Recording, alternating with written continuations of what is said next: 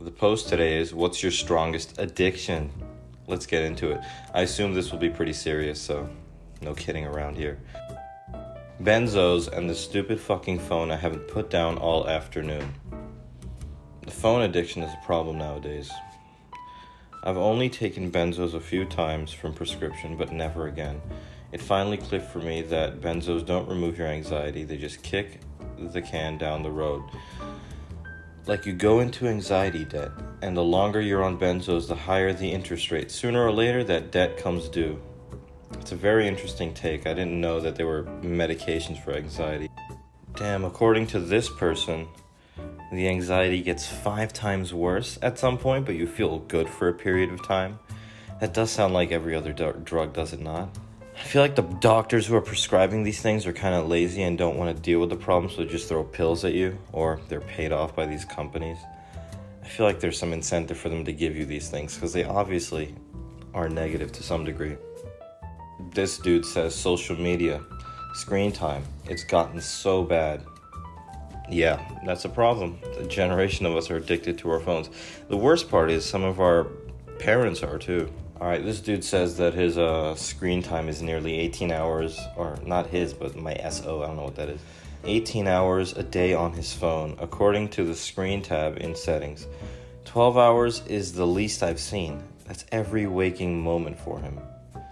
Yikes, bro. And then this person says, I use it to cope with my loneliness/boredom. I feel like I'm wasting my life. Yeah, that's relatable. This guy says nicotine. Now, I relate to this because a year ago, I was crazy addicted to Juul. I feel like, again, it's like a whole generation of kids, or not all of us, but 60% use this thing and are hooked on it, or were. And it's like a thing a lot of people have to deal with their whole lives, because I haven't done it for a year, but occasionally you get those dreams in which you relapse and you wake up all nervous and stuff, and you'll have the mood to do it. It's really, that feeling doesn't go away for a while, so I get this one. Yeah, this guy says, same here. I quit 3 years ago, but I never let my guard down. The nicotine monster is real. Yeah, it really is. Quit 2 years ago, fell back onto it after 7 weeks without a day off work. Been 2 months, quitting all over again now. I know I did it the first time though, so it can be done again. Yeah, if you've done it once, if you quit it once, it's easier the second time, I feel. But a lot of people probably got back onto these things like drugs, drinking, at the start of the pandemic and all. Now that it's getting better, I feel like a lot of people are trying to get that shit out of their system. But yeah, that's how it was last year for me, at least. See, this guy has the same experience. He quit 2 years ago, and then during lockdown, he started. I'm glad that these people are at least supporting each other, because you can quit. It's not too hard, but it's not easy either. This July 4th, it will be 8 years for me. I have dreams sometimes where I pull up to a convenience store and get a pack. I just need one, is what I tell myself in my dreams. I wake up in a near panic thinking I fell back off. It's such a real vivid dream, man. Messes with me. It's so strange because it feels so real, and when you wake up, you actually feel like you've done something wrong. This dude quit 2 years ago, and his life's been improving since. Obviously it does. It also burns a hole in your pocket, so. Coffee and alcohol, espresso martinis could be the making or breaking of me. Yeah, a lot of people, I think, are subtly addicted to coffee, because a lot of people can't get their day started without it. I tried it in college, espressos, because I was like, I need to do an all-nighter, but I just didn't like the taste, luckily, because I know I would be hooked on that shit too.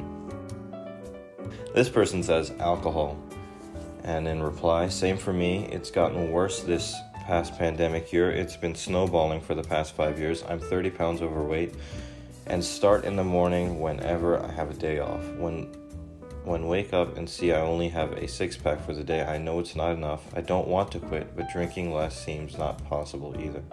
Now is the best time to start curtailing it. I was in a frat at FSU, and alcoholism has followed me my entire life since. At its worst, I was drinking 4 bottles of scotch a week. Be careful. Yeah, people do get hooked on a lot of things in college, and high school, and that stuff just follows you. I don't know, this experimentation culture is kind of cool, but then it has like repercussions for the rest of your life, like literally. So I don't know. This person says chewing on something, anything really. I like to chew on caps from bottles like a water bottle. Here's another one, caffeine.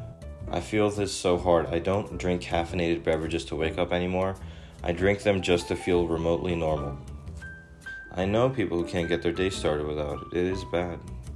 It becomes a subtle thing, but because it's just coffee and everyone does it, I don't think it's treated as seriously, but I'm sure it has like some anxiety related to it and stuff like that.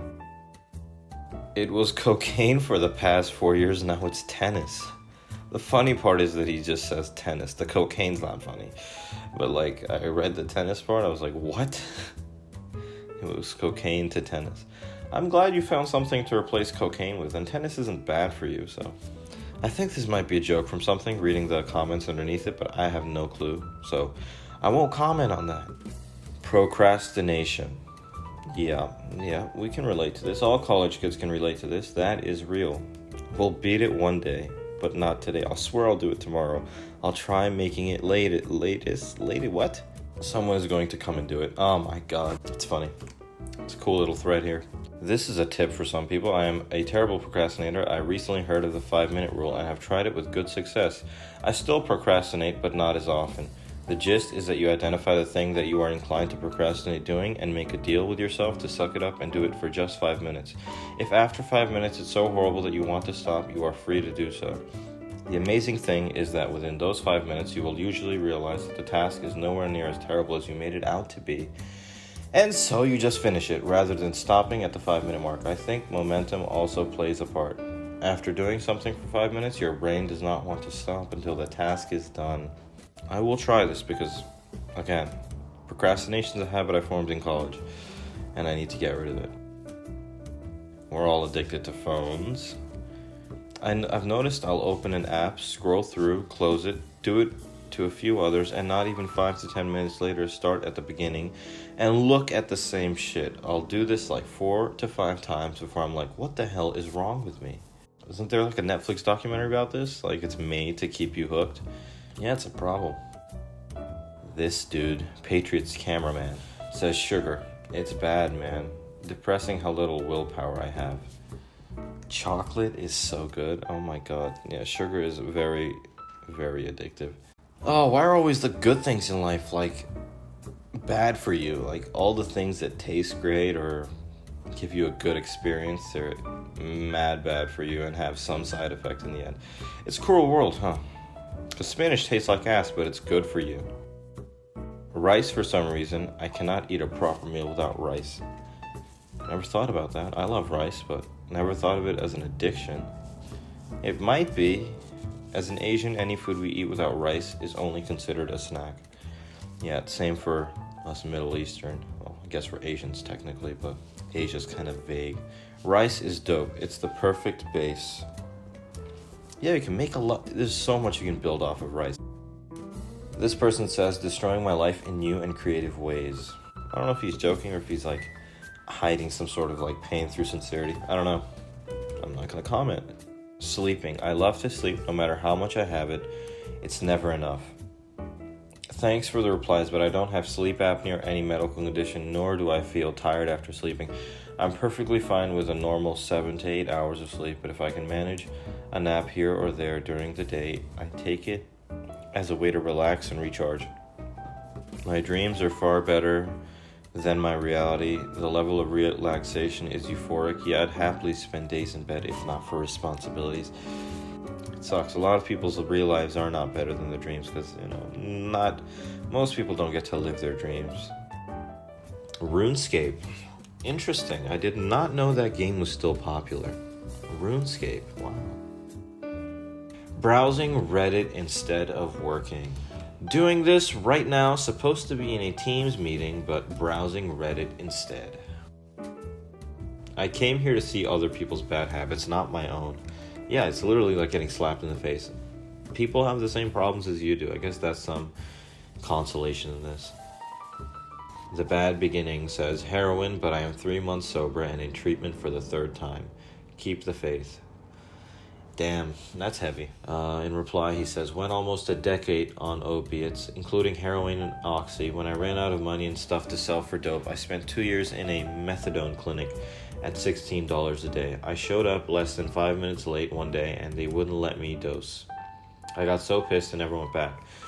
Spent the next month sick AF on the couch, slowly started going out. Small walks, grocery store, gardening, been clean for 10 years now. It can be done, dude.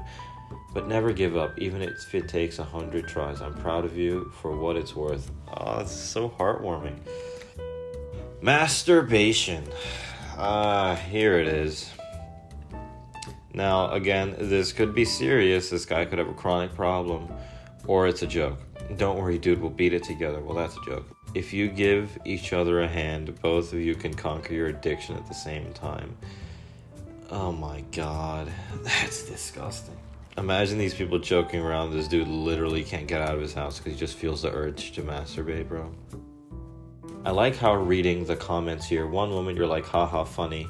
And the next comment, someone talks about their heroin addiction or some other serious stuff. It's a roller coaster of emotion. Just do heroin. It'll dull those peaks and valleys. Oh my god. Fast food, and especially since DoorDash and Uber Eats has become more convenient. People talk about tacking on a few pounds this pandemic, but I've hit near 40 this last year because I can't quit eating shitty food. Most times I don't even remember ordering it until it shows up at my door, and I get irrationally angry every time one of those apps has a delivery delay or timing issue. I'm working through it in therapy, and I've been doing good about avoiding it for about a month now. But still, on long drives, I'll absent-mindedly pull off the highway and get in a drive-through line before even comprehending what I'm doing. Really never thought food addiction could be such a strong force, but it really sent me into a pretty bad spiral. Still get really bad cravings whenever I see ads for the new Taco Bell bullshit chalupa thing, or whatever dumb celebrity meal is going on at McDonald's. To the point it almost hurts. Can't really say much more than that, but it's a bit cathartic to vocalize this out there somewhere. I didn't know food addiction was this strong that you could, without thinking, pull into a driveway or a drive-through or order food without thinking. I didn't imagine it could be this bad. Well, this is really eye-opening. Again, he did mention the pandemic made it worse. Like, you're stuck at home. What are you gonna do? Eat. I mean, a lot of people gained weight and stuff, so I think pandemic definitely made these problems a lot worse for a lot of people. Okay, well, this is a tone shift. Kissing the homies goodnight. Okay. Do you go to all of your homies' house and kiss them? That's kind of sweet. Or do you FaceTime them and kiss the camera? Like a group FaceTime? Okay. This one I like. Weed. People say you can't get addicted, but around 15% of people who use marijuana become addicted. I had to go 6 months without smoking once, and it was fine. But the entire time I felt like I was just missing a part of myself. The day I could smoke again, I did, and I haven't stopped since. Not only is it addictive more than people will ever lead you to believe, but it has side effects that no one will talk about. They paint like weed as is some sort of like herbal earth thing, but the potency of it today is much higher than it used to be. Like, especially with those like wax carts and stuff. Like, it could have some serious mental effects, especially if you're like predisposition to that stuff. I know people whose anxiety is so much worse because of it, and after stopping they become moody, almost bipolar. It's like, I hate how it's portrayed as like some easy thing that you can stop anytime, just makes you happy. It's not like that. For some people it might be. It's a brain-altering drug. It should be taken seriously, not like as something you do for shits and giggles, I feel. Yeah, so there's some people who obviously it's helped. A lot of people obviously have been helped by it. It depends person to person, so be careful with it, I think. Taking big shits in the middle of my own success. Interesting. I guess I know what that means. It's very vague though. If it's never finished, we can never fail at it. In theory, we can definitely fail if we can never follow through. But then we can say, we were no longer passionate about it, or it wasn't worthwhile to finish it. If we finish something, we risk failing. If it's not good enough, which quickly turns into I am not good enough. Jeez, man. Man is psychoanalyzing the shit out of him. But it makes sense. That was it for today, I guess. It was a pretty fucking heavy topic, not gonna lie. Addiction, but you know, it's eye-opening. It's insightful. Thank you for watching.